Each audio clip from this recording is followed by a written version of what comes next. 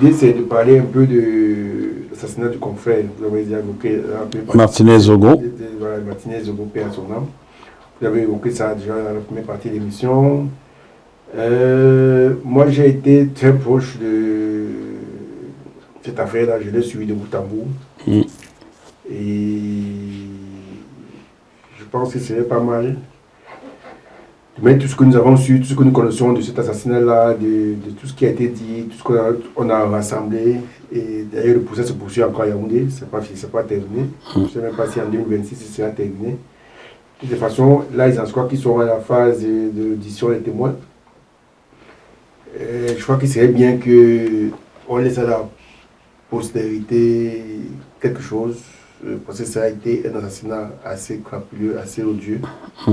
Un journaliste tué de cette façon, qui ne demandait qu'à faire son travail.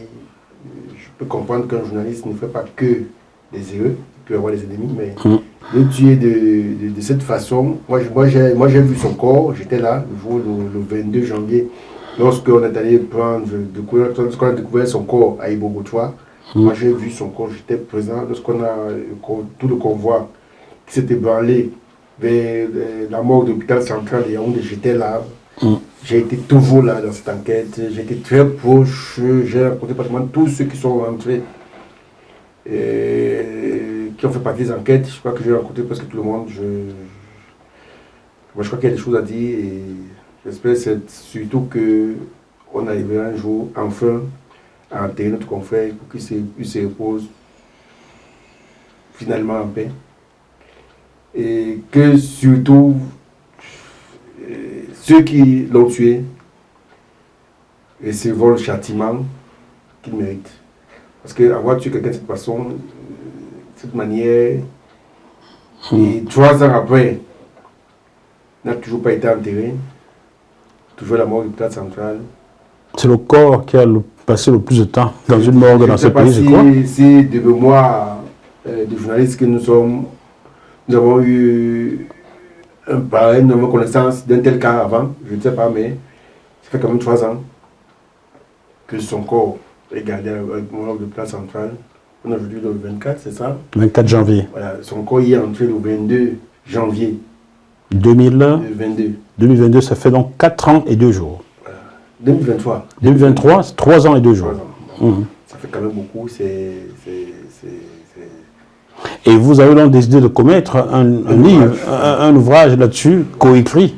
Oui, en effet, il faut dire que pendant que l'affaire Martinez-Zogo survient, moi je suis dans les amphis et Emmanuel est sur le terrain. On va résumer ça comme ça. Donc, la plupart des détails que j'ai eu de cette affaire, c'est lui qui me les a donnés. Parce qu'il était sur le terrain. Et donc, quand je vois la densité des documents, la densité des faits qu'il a vécus, et la densité des personnes et des personnalités qu'il a pu rencontrer dans le cadre de cette affaire, et qui reste encore ignoré par l'opinion publique, j'ai fait la proposition à Emmanuel, étant ici à Paris, qu'on essaie de voir sur un projet éditorial pour voir comment coécrire un ouvrage sur cette affaire, parce que ce n'est pas seulement un assassinat, mais c'est toute une affaire.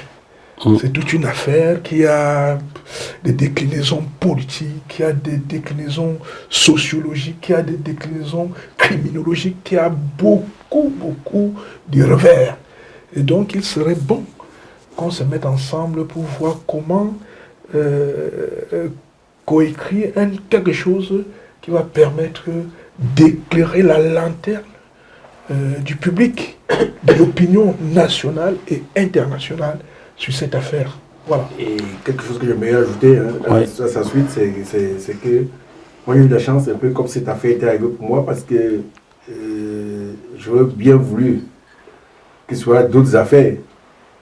Mais une affaire où on parle de meurtre, c'est quand même compliqué. Mais cette affaire arrive, la brigade à laquelle est poursuivi ou alors Martinez essaye de s'échapper. Le 17 janvier est situé à quelques encablures de mon domicile. Oula. Donc j'ai la chance de connaître parfaitement le commandant de cette brigade au moment des faits, qui est d'ailleurs mon ami. Une autre chose encore, c'est que moi j'ai aussi la chance d'être le chef de quartier.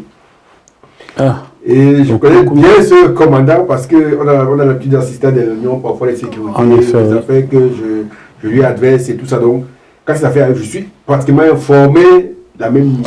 Oh, il ne faut pas trop le dire, hein, parce que il risque d'avoir des ennuis, le pauvre commandant. Non, c'est quoi que c'est dépassé là, parce qu'on a essayé de tout faire, on a essayé de lui coller ce crime, malheureusement, il a été bien, ça allait bien sorti parce que les gens ont voulu dire que pourquoi est-ce que la brigade était fermée à plus de 22 heures, pourquoi est-ce que, mais pourtant, c'est la loi le prévoit. Les brigades doivent fermer, effectivement. Mais sauf qu'elle n'était même pas fermée, il n'y avait que le grand portail qui était fermé. Le portillon à côté était encore ouvert. Parce qu'on suppose qu'il y a des cas, il y a des gens qui peuvent arriver. Et puis il y avait une patrouille qui sonnait. Donc il n'y avait que deux gendarmes. C'était même pas un poste de gendarmerie. C'était pas une brigade de gendarmerie, c'était un poste de gendarmerie. Donc, qui n'avait pas assez d'éléments. Il n'avait que 2 éléments ce jour-là qui étaient, je crois, de faction pour la nuit. Il y avait 2 autres qui tournaient la nuit pour. Comment ils appellent ça? Pour. La patrouille. La patrouille, voilà. Donc, quand ça se passe comme ça, moi je suis pratiquement. Enfin, ça arrive là. À la source, à la source. Donc, l'information. J'appelle aussi le lendemain, le président du REPAC. Le REPAC. Le REPAC qui est le patron de presse du Cameroun. D'accord. Et j'ai la chance, à partir de cette organisation là où je suis le trésorier, j'appelle le président le matin pour lui dire qu'il se trouve qu'on vient de m'alerter d'une situation qu'il y a un journaliste qui serait décédé. Il y a un fait inédit qui s'est produit la nuit, donc un journaliste aurait été enlevé la nuit. Et il me dit non, n'annonce pas, ne parle pas encore de cette affaire là parce qu'il faudrait bien qu'on vérifie toutes les sources. Il prend sur lui d'appeler, d'abord on attend d'abord l'heure de 10h, parce que son émission en embouteillage. Commencer à 10h, on attend patiemment à 10h, à 10h, on essaie tous de capter la chaîne, on sait encore que l'émission ne passe pas. Que pour une fois, il n'y a pas d'embouteillage au Cameroun, quoi. Au Cameroun, voilà.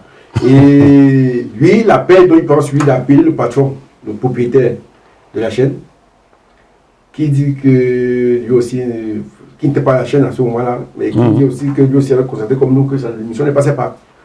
Et qui décide de vérifier, d'appeler la radio. Est-ce que Martinez qui était le chef de chaîne? Donc il n'est pas arrivé ce matin. Qu'est-ce qui se passe? Aucun de ses téléphones ne passe, ne répond. Alors là, on est sûr qu'il s'est passé quelque chose de très compliqué. Sa voiture est à la brigade, il n'est pas là. On essaie d'alerter sa femme, qui est aussi dépassée. Elle nous dit d'ailleurs qu'il ne fait pas souvent ça, il rentre souvent tard, mais il ne passe pas la nuit dehors. Il peut entrer à 1h, 2h, 3h, mais il arrive toujours à la maison. Parce qu'il parfois il y a des rendez-vous tard la nuit, mais il rentre toujours. Mais là, c'était inédit, c'était quelque chose qui s'était passé. Et là, aucun téléphone ne passe. C'est comme ça qu'on alerte. Finalement, on fait un communiqué pour dire que je suis toujours là. Et puis, c'est comme ça que là, plus tard, on apprendra que c'était un enlèvement. L'affaire va dans tous les sens. C'est comme ça qu'on commence des enquêtes. Et on en est là où on en est aujourd'hui. Voilà. Ça, c'est juste pour vous dire pour donner quelques... Et pendant ce temps, on m'appelle à Paris pour que j'annonce la disparition. Bon, je vous donnerai en offre le nom. Donc, bientôt, un livre sera commis sur cet assassinat odieux. Et donc, tenez-vous prêts pour l'acquérir. J'espère que vous ne l'interdirez pas au Cameroun. On vous connaît. Ne dites rien. Ne dites rien. Voilà. Ce programme vous a été proposé par la super app Kezan.